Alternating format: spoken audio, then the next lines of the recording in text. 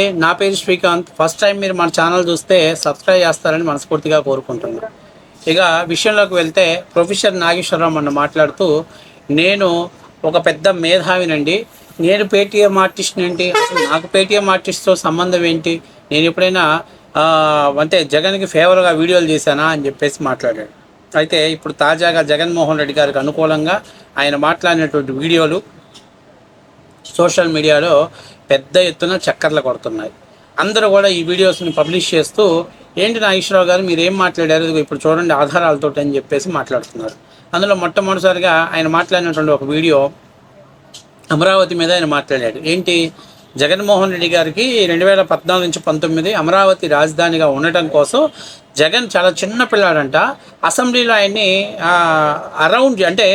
Round చేసేసి ఆయన పీక మీద కత్తి పెట్టి జగన్మోహన్ రెడ్డి రాజధాని ఒప్పుకుంటావా లేకపోతే చంపేస్తామని చెప్పేసి భయపెట్టేసి ఆయన్ని రాజధానిగా అమరావతి రాజధానిగా ఉండాలని చెప్పేసి ఆయన్ని చెప్పారంట. అంటే జగన్మోహన్ రెడ్డి గారు వీరుడు, సూర్యుడు, మొనగాడు, మగోడు, పులివెందుల పులిబిడ్డ, సోనియా గాంధీనే గడగడలాడించినాడని చెప్పారు కదా. మరి ఆయన ఆడోళ్ళ దగ్గర చూపిస్తారా, మగోళ్ళ దగ్గర చూపించాడు ఆయన ప్రతాపం?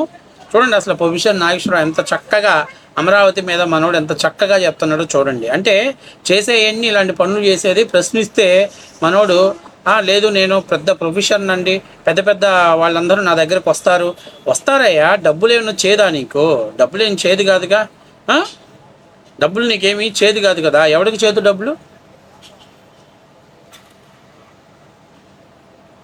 డబ్బులు ఎవరికి చేదు చెప్పు? నీకు చేదా, ఇంకోటికి చేదా? సమస్త జగం ఇదం ధనం అన్నారు. కాబట్టి డబ్బుకి ఏదైనా దాసోహం కాదు. ఇదిగో చూడండి. ఒక రకంగా జగన్మోహన్ రెడ్డి అసెంబ్లీలో చెప్పిన మాట నిజమే, నేను మనస్ఫూర్తిగా మద్దతు ఇస్తున్నాను. అది వాస్తవంగా ఆ తెలుగుదేశం పార్టీ మంత్రులంతా ఒక్కసారిగా జగన్పై ఎగబడి ఆయన చేత అనిపించారు. ఒక రకంగా మీరు ఆ రోజు అసెంబ్లీ చూస్తే ఒకవైపు నుంచి దేవినేని ఉమా, మరోవైపు నుంచి కాలువ శ్రీనివాస్, ఒకవైపు నుంచి యనమల రామకృష్ణుడు, ఒక నుంచి అచ్చెన్నాయుడు, మామూలుగా ఎగిరేవారు కాదు కదా. పాత అసెంబ్లీ మనకు గుర్తుంది కదా. ఇప్పుడు ఎలాగైతే చంద్రబాబు నాయుడు మీద వైసీపీ వాళ్ళు ఎగురుతున్నారో, అంబటి రాంబాబులు, రోజాలు వీళ్ళంతా ఎగురుతున్నారో, అప్పుడు వాళ్ళు కూడా ఎగిరేవారు ఇలాగే. సో అందువల్ల అప్పుడు ఒక రకంగా జగన్మోహన్ రెడ్డిని అష్టదిగ్బంధనం చేశారు. నువ్వు అమరావతికి మద్దతు ఇస్తావా ఇవ్వవా సంగతి అని తేల్చని ఆయనకు తుపాకీ సూటిగా ఇక్కడ పెట్టి అమరావతి అని అనిపించాడు. అదే జగన్మోహన్ రెడ్డి గారు తుపాకీ సూటిగా ఇక్కడ పెట్టి జగన్మోహన్ రెడ్డి గారిని నువ్వు అమరావతికి మద్దతు ఇస్తావా లేకపోతే కాల్చి పడేయమంటావా అని చెప్పంటే జగన్మోహన్ రెడ్డి గజ ఉనిగిపోయి అమరావతి ఓకే అని చెప్పాడు. ఏం మాట్లాడుతున్నారు సార్ మీరు? ఏం మాట్లాడుతున్నారు? సరే, నిన్న 23 సీట్లు ఎమ్మెల్యేలు ఉన్నప్పుడు ఆ రోజు జగన్మోహన్ రెడ్డి గారికి 64 ఎంతమంది ఎమ్మెల్యేలు ఉన్నారు. సరే, నిన్న 2019లో చంద్రబాబు నాయుడు గారికి 23 మంది ఎమ్మెల్యేలు ఉంటే ఆ ఎమ్మెల్యేలలో కొంతమందిని తీసేసుకున్నారు. మీరు తీసేసుకున్నప్పుడు చంద్రబాబు నాయుడు గారు 3 రాజధానుల కోసం అందరూ ఎగబడి చంద్రబాబు నాయుడు గారు మీరు చెయ్యాలి అంటే మరి చంద్రబాబు నాయుడు గారు నేను ఒకటే రాజధాని, అది అమరావతి, అదే రాజధానిగా కొనసాగించాలి అని చెప్పి చంద్రబాబు నాయుడు చెప్పాడు కదా. అంటే ఇప్పుడు చంద్రబాబు నాయుడు మగోడా? చంద్రబాబు నాయుడు గారు మాట ఇస్తే మాట మీద నిలబడతాడా చంద్రబాబు నాయుడు గారు? అంతేగా నువ్వు చెప్పింది, నీ లెక్క ప్రకారం నువ్వు చెప్పింది అంతే కదా. జగన్మోహన్ రెడ్డిని చుట్టుముట్టి దిగ్బంధనం చేసి ఒప్పుకుంటావా ఒప్పుకోవా అని చెప్తే భయపడిపోయి ఒప్పుకున్నాడు. అంటే ఇప్పుడు జగన్మోహన్ రెడ్డి తిరిగి పందా? అంతే కదా, నీ లెక్క ప్రకారం అంతే కదా. ఓకే, ఒప్పుకున్నాడు, అయిపోయింది. మరి ఎలక్షన్స్ అప్పుడేమి ఎవరు ఒత్తిడి చేయలేదే. ఎమ్మెల్యేలు, ఎంపీలు, మినిస్టర్లు పోయి జగన్మోహన్ రెడ్డి నువ్వు ఒప్పుకుంటావా లేకపోతే నేను వదిలిపెట్టమని చెప్పి ఆయన బెదిరించారా, బ్లాక్మెయిల్ చేశారా? మరి ఎందుకు చెప్పారు వైసీపీ నాయకులు ఇక్కడే రాజధాని ఉంటుంది, జగన్మోహన్ రెడ్డి ఇక్కడే ఇల్లు కట్టుకున్నాడు, జగన్మోహన్ రెడ్డి చంద్రబాబు నాయుడు బలవంతంగా నువ్వు తాడేపల్లిలో ఇల్లు కట్టుకో లేకపోతే నీ సంగతి తెలుస్తానని చెప్పాడా? ఏం మాట్లాడుతున్నారు సార్? అసలు ఏమన్నా మీరు మాట్లాడేదానికి కనీసం కొంచెమైన ఆధారాలు ఉన్నాయా? కొంచెమైన సిగ్గు అనిపించట్లా మీరు ఇలా మాట్లాడుతున్నారు? అంటే ఆయన చిన్న పిల్లాడా కోడికత్తి డ్రామా ఆడి బాబాయిని లేపేసి తండ్రి శవాన్ని అడ్డం పెట్టుకొని రాజకీయాలు చేసుకొని ఎవడో పార్టీ పెడితే ఆ పార్టీని జాయిన్ అయ్యి ఆ పార్టీని కబ్జా చేసుకొని ఇన్ని ఇల్లీగల్ యాక్టివిటీ చేసిన జగన్మోహన్ రెడ్డి, ఇన్ని బ్లాక్మెయిల్ దందాలు చేసిన జగన్మోహన్ రెడ్డి భయపడ్డాడా? ఏమైనా చెప్పేదానికి అర్థం ఉండాలి సార్, ప్రజలు నమ్మేటట్టు ఉండాలి. మళ్ళీ ఏమన్నా మాట్లాడితే నేను పేటీఎం కూలీని కాదు, నాకేం అవసరం అని చెప్పేసి మాట్లాడుతున్నాడు. సో అంటే జగన్మోహన్ రెడ్డి గారిని కవర్ చేయడం కోసం, అంటే 3 రాజధానుల కాన్సెప్ట్ ఎందుకు పెట్టాడు? ఆ రోజు జగన్మోహన్ రెడ్డికి బలం లేదు కాబట్టి యాక్సెప్ట్ చేశాడు, తర్వాత తనకి బలం వచ్చింది కాబట్టి 3 రాజధానుల కాన్సెప్ట్ చేశాడు. మరి చంద్రబాబు నాయుడు గారికి బలం ఉన్నప్పుడు అమరావతి, బలం లేనప్పుడు 3 రాజధానులు అని చెప్పలేదు కదా, అడ్డుకున్నారు కదా.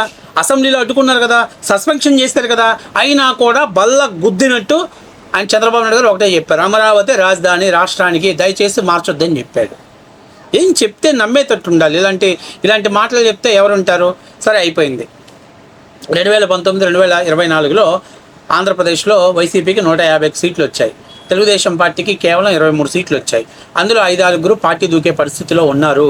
అలా కానీ దూకితే ప్రతిపక్ష హోదా కోల్పోతుంది తెలుగుదేశం పార్టీ. చంద్రబాబు నాయుడు జగన్ రాజకీయంగా దెబ్బ కొడతాడు. ఇది నేను కాదు కానీ ఆయన మాటలోనే వినండి. ఆయన మాట్లాడాడు, వినండి. ఆయన మాట్లాడినటువంటి ఈయన ముందు అంటే ప్రతిపక్ష హోదా అప్పట్లో అంటే చంద్రబాబు నాయుడు గారు మైనస్లో ఉన్నప్పుడు మనోడు హితబోధించినటువంటి మాటలు ఒకసారి చూడండి. వాళ్ళను ఆకర్షించే పనిలో పడ్డారు. సో ఇప్పుడు వస్తున్న వార్తలు ఏంటంటే ఒక 6 కనుక వీరు ఆకర్షించగలిగితే చంద్రబాబు నాయుడుకు ప్రతిపక్ష నాయకుడు హోదా కూడా పోతుంది. వాళ్ళకు నేను వంశీ మాట్లాడుతూనే ఉన్నాడు కదా, అందువల్ల రాజకీయాల్లో జరుగుతుంది, ఇందులో అనుమానం ఏం లేదు.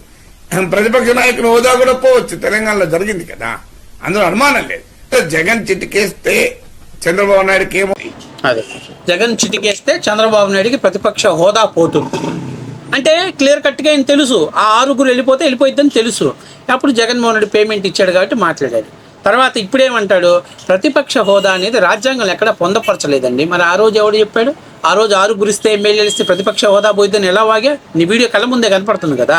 అంటే నేను చెప్పేది ఏంటంటే, ఓసరవల్లి రంగులు ఎట్లా మార్చిద్దో ఆ రకంగా నువ్వు రంగులు మార్చి ఇవాళ నన్ను పేటీఎం హోదా అంటారా, నన్ను పేటీఎం ఆర్టిస్ట్ అంటారా, నేను పేటీఎం ఆర్టిస్ట్నా, నేను ఒక ప్రొఫెసర్ అయితే పని చేయకూడదా, ఒకటి ఊడికేం చేయకూడదా, ఒకటికి పని చేయకూడదు అని రూల్ ఉందా? మరి ఇన్ని ఆధారాలు నీ కళ్ళ ముందు కనిపిస్తున్నాయి కదా. ఇదే కాకుండా 2024 ఎలక్షన్స్ ముందు నేను అనలిస్ట్ చేసి ఒక మాట చెప్పాడు. నేను ఆంధ్రప్రదేశ్లో స్వయంగా తిరిగాను. ఆటో ప్రతి గ్రామీణ ప్రాంతాల్లో ప్రతి ఒక్కరు కూడా జగన్మోహన్ రెడ్డి గారి వెల్ఫేర్ బాగుంది, ఆ వెల్ఫేర్ నాకు నచ్చింది, మా వెల్ఫేర్ ఖచ్చితంగా మళ్ళీ జగన్మోహన్ రెడ్డి గారికి ఓట్లు కల్పిస్తారు అని చెప్పేసి మాట్లాడిన మాట వాస్తవం కాదా అని నేను స్ట్రైట్గా అడుగుతున్నాను నిన్ను. ఆ తర్వాత రూరల్లోకి వచ్చరికి పాపం టీడీపీ పుంజుకునింది, కానీ అర్బన్ గ్రామీణ ప్రాంతాల్లో మాత్రం టీడీపీ పట్టు మీద కంటే వైసీపీ పట్టు ఎక్కువ ఉందని చెప్పాడు.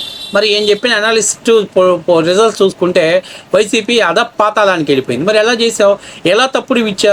నువ్వు గ్రామాల్లో తిరిగినప్పుడు స్టేట్మెంట్లు ఎలా తప్పులు అయ్యాయి? ఇవన్నీ మాట్లాడితే నువ్వు జగన్మోహన్ రెడ్డికి ఫేవర్గా పనిచేస్తున్నావు, ఒప్పుకోవాలి. అది జగమెరిగిన సత్యం, నిజం. జగన్ డబ్బుల కోసం పనిచేస్తున్నావు, అది ఒప్పుకో, అది వాస్తవ విషయం. దాన్ని దాచిపెట్టేసి నన్ను పేటీఎం ఆర్టిస్ట్ అంటారా, రేపొద్దున్న నేను యుద్ధం చేస్తా, నువ్వు యుద్ధం చేసినా ఇప్పి చూపించినా ఇది వాస్తవ విషయం, నగ్న సత్యం.